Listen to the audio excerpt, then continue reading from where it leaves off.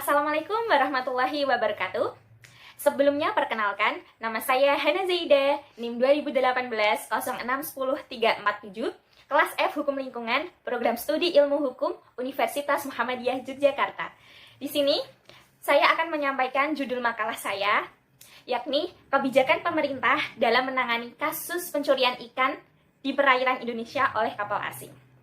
Nah, sebelum kita langsung ke latar belakangnya, kita lihat dulu nih, ini dia peta Indonesia ya. Nah, siapa yang belum tahu peta Indonesia?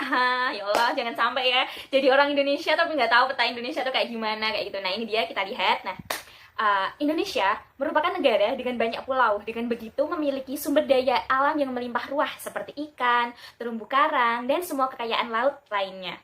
Hal tersebut dikarenakan sebagian besar dari teritori Indonesia berupa perairan. Berdasarkan informasi yang dikumpulkan oleh Badan Informasi Geospasial, luas garis pantai Indonesia mencapai sepanjang 99.093 km. Sedangkan, menurut Kementerian Kelautan dan Perikanan, sebagai negara kepulauan terbesar di dunia, Indonesia memiliki 17.499 pulau dari Sabang hingga Merauke. Nah, sebenarnya apa sih latar belakang dari makalah aku itu? Pengen tahu kan?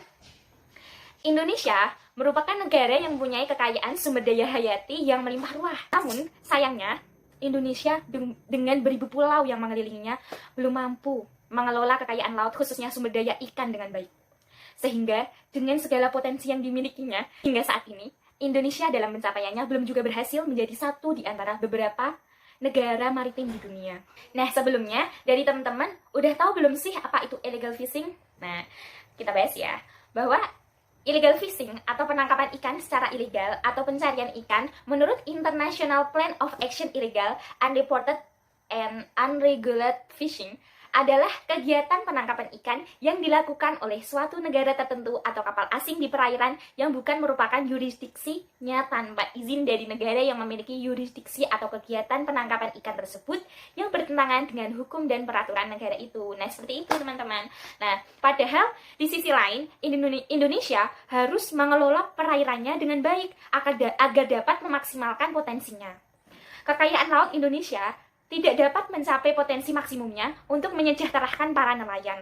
Sayang ya, padahal Indonesia itu berjuta-juta, banyak sekali loh penduduknya. Nah, salah satu penghambat upaya optimalisasi potensi kelautan adalah maraknya kegiatan penangkapan ikan secara ilegal ini, tidak dilaporkan dan tidak diatur. Menurut Kementerian Kelautan dan Perikanan atau KKP, pencurian ikan telah merugikan Indonesia sebanyak 20 juta dolar Amerika Serikat. Wow, fantastis ya, itu setiap tahun. Nah, selain itu, aktivitas penangkapan ikan ilegal juga dapat merusak ekosistem laut dan memengaruhi keberlanjutan potensi tangkapan ikan di Indonesia. Pengawasan di seluruh perairan Indonesia yang dilakukan oleh pemerintah Indonesia masih kekurangan dan mungkin minimum sekali dalam hal kapal pengawas dan juga jumlah hari operasi. Kasus illegal fishing sampai sekarang belum terselesaikan, disebabkan juga karena belum maksimalnya upaya yang dilakukan oleh Indonesia sebagai bentuk tanggung jawab pemerintah dalam menangani masalah illegal fishing di ZEE Indonesia. Nah, sekarang sampai di tahap temuan dan analisis ya. Temuan dan analisis pertama itu tentang kebijakan pemerintah dalam menangani kasus pencurian ikan di perairan Indonesia oleh kapal asing. Kebijakan pemerintah dalam menangani banyaknya kasus pencurian ikan di perairan Indonesia yang dilakukan untuk menggali pidana kelautan dan perikanan. Nah, kebijakan pemerintah dalam menangani banyaknya kasus pencurian ikan di perairan Indonesia yang dilakukan untuk menggali potensi kelautan dan perikanan. Namun dengan masih memperhatikan keberlanjutan sumber daya kelautan dan perikanan itu sendiri, kebijakan penghentian sementara moratorium perizinan usaha perikanan tangkap di wilayah pengelolaan perikanan Indonesia yang dituliskan dalam Peraturan Menteri Kelautan dan Perikanan Nomor 56 Garing Peraturan Menteri Kelautan dan Perikanan Garing 2014 merupakan salah satu upaya negara Indonesia untuk memberantas illegal fishing. Didukung juga oleh Peraturan Menteri Kelautan dan Perikanan Nomor 57 Garing Peraturan Menteri Kelautan Perikanan Garing 2014 tentang usaha perikanan tangkap di wilayah pengelolaan perikanan negara Republik Indonesia yang mendukung penghentian ahli muatan Republik Indonesia yang mendukung penghentian ahli muatan di tengah laut. Terdapat pula peraturan yang mengatur aparatur sipil negara yang mendukung dalam pemberantasan illegal fishing. Nah, ini juga tertuang dalam Peraturan Menteri Kelautan Perikanan nomor 58 garing Peraturan Menteri Kelautan Perikanan tahun 2014. Nah, dengan adanya penerapan peraturan atau kebijakan tersebut dapat mengurangi nih, alhamdulillah kan, terjadinya kasus illegal fishing di Indonesia. Next ya. Nah, sekarang di sini aku mau menjelasin tentang pencegahan illegal fishing, yang kedua penegakan hukum illegal fishing itu juga, dan ketiga diplomasi penanganan illegal fishing. Nah, yang pertama itu adalah pencegahan illegal fishing. Nah, di sini pemberantasan illegal, unreported and unregulated atau EU fishing yang menjadi amanah dari Nawacita berdampak pada dikeluarkannya Peraturan Menteri Kelautan dan Perikanan nomor 56 garing Peraturan Menteri Kelautan dan Perikanan garing 2014 tentang penghentian sementara perizinan usaha perikanan tangkap di wilayah pengelolaan perikanan Republik Indonesia. Nah, sekarang di penegakan hukum illegal fishing-nya ini ya, kebijakan pemerintah ini. Mengacu pada Undang-Undang Nomor 31 Tahun 2014 tentang Perikanan, Pasal 69 Ayat 1 dan Ayat 4, Jungto Pasal 76 Pasal 38 Jungto Pasal 45 Undang-Undang Nomor 8 Tahun 1981, Kitab Undang-Undang Hukum Acara Pidana. Nah, kebijakan penenggelaman kapal ikan berbendera asing, kapal ikan asing, pelaku tindak pidana illegal fishing.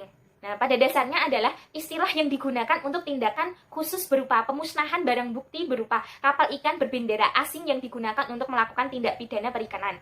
Sekaligus sebagai upaya untuk menanggulangi tindak pidana illegal fishing di Indonesia. Yang ketiga ini, selanjutnya ya, itu tentang diplomasi penanganan illegal fishing-nya. Pemerintah Indonesia melakukan kebijakan ini secara bertahap tuh, sesuai dengan tahapan-tahapan strategi diplomasi yang sifatnya konvensional. Analisis dan temuan yang kedua itu tentang apa aja, yuk tebak. Nah, inilah yang kedua, penegakan hukum terhadap pelaku tindak pidana pencuri ikan oleh kapal asing di zona ekonomi eksklusif Indonesia.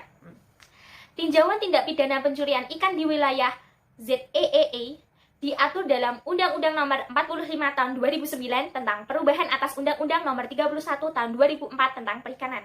Undang-Undang Perikanan sebagai payung hukum masalah perikanan di Indonesia tentunya membahas mengenai persoalan pencurian ikan yang terjadi di Indonesia. Nah, kita bahas ya. Nah, ini tuh, pada dasarnya tindak pidana perikanan dapat terjadi karena apa aja sih?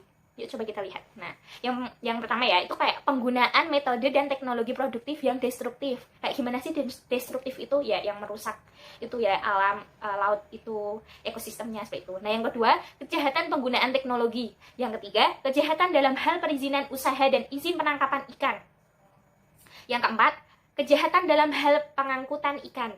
Yang kelima, perusakan lingkungan perikanan. Yang keenam, kejahatan yang berkaitan dengan karantina ikan. Dan yang ketujuh, kejahatan yang berkaitan dengan kegiatan pengolahan dan pemasaran ikan. Pada pasal 93, khususnya ayat 2 dan ayat 4, dinyatakan bahwa setiap orang yang mengoperasikan kapal berbendera asing di wilayah ZEEI tanpa membawa surat izin penangkapan ikan atau SIPI atau SIPI asli akan dipidana penjara paling lama 6 tahun dengan pidana denda paling banyak 20 miliar. Wow, fantastis. Namun, ketentuan ini kemudian dikecualikan dalam pasal 102 yang menyatakan bahwa segala bentuk pidana penjara yang terdapat dalam undang-undang ini tidak berlaku bagi tindak pidana perikanan yang terjadi di wilayah ZEEI. Kecuali terdapat perjanjian antara pemerintah Republik Indonesia dengan negara yang bersangkutan dalam melakukan penegakan hukum terkait tindak pidana pencurian ikan di wilayah zona ekonomi eksklusif Indonesia. Pelaku tindak pidana pencurian ikan di wilayah zona ekonomi eksklusif Indonesia ini pada dasarnya tidak dapat membayarkan denda sebagaimana diatur dalam Undang-Undang Nomor 45 Tahun 2009 tentang perubahan atas Undang-Undang Nomor 31 Tahun 2004 tentang perikanan. Kesimpulan dari makalah saya ini yang pertama, maka kebijakan pemerintah mengenai penghentian sementara moratorium perizinan usaha perikanan tangkap di wilayah pengelolaan perikanan Indonesia itu tadi diatur dalam Peraturan Menteri Kelautan dan Perikanan nomor 56 garing Peraturan Menteri Kelautan dan Perikanan garing 2014 merupakan salah satu upaya negara Indonesia untuk memberantas illegal fishing. Yang kedua, dalam melakukan penegakan hukum terkait tindak pidana pencurian ikan di wilayah zona ekonomi eksklusif Indonesia. Pelaku tindak pidana pencurian ikan di wilayah zona ekonomi eksklusif Indonesia pada dasarnya tidak dapat membayarkan denda sebagaimana diatur dalam Undang-Undang Nomor 45 Tahun 2009 tentang perubahan atas Undang-Undang Nomor 31 Tahun 2004 tentang perikanan. Oleh karena itu, hakim dapat mengacu pada aturan pasal 30 KUHP, Kitab Undang-Undang Hukum Pidana, yang menyatakan bahwa pidana denda dapat digantikan dengan pidana kurungan. Hal ini bertujuan untuk menimbulkan efek jera dan nestapa pada pelaku. Mungkin cukup sekian pemaparan dari makalah saya. Apabila ada salahnya, mohon maaf yang sebesar-besarnya. Dan ini dia salah satu quotes aku ya.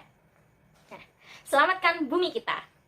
Sekian dari saya. Wassalamualaikum warahmatullahi wabarakatuh. Terima kasih telah menyaksikan video presentasi tentang makalah saya ya. Wassalamualaikum. Semoga bermanfaat.